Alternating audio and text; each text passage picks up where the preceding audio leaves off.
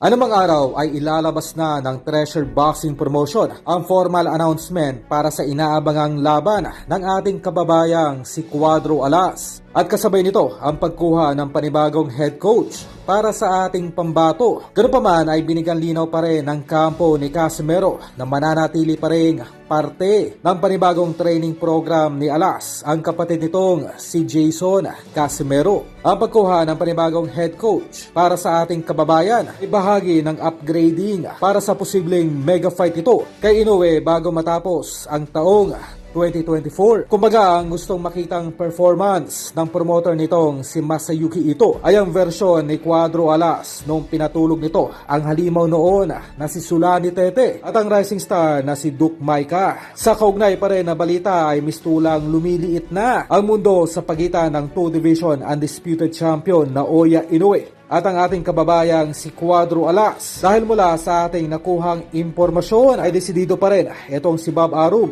na kunin si Cuadro Alas para sa agarang mega fight ng alaga nitong si Inoue sa pagbabalik nito sa Amerika, na kung saan ay may alok pa na American citizenship sa ating pabato upang masiguro lamang ang pagdating ni Alas sa nasabing bansa. Sa madaling salita ay may umuugong pang planong ipapakasal sa isang American citizen itong si Casimero upang mabigyan solusyon lamang ang matagal na nitong problema sa US visa, na kung saan ay gagamitin ni Lolo Arum ang ating former 3 division champion John Real Casimero upang makapagpasikat sa Amerika ang alaga nitong si Inoue. Para po sa kalaman ng lahat, ang unang pagdepensa ni Inoue sa mga titulong hawak-hawak nito ngayon kontra Luis Neri ay magsisilbing huling laban na nito sa bansang Japan. At ayon sa napagkasunduan ng Top Rank Promotion at ang mga Japanese promoter ni Inoue, ang matitira ng 2 fights nito ngayong taon sa buwan ng Setyembre at Disyembre ay gagarapin na sa Amerika.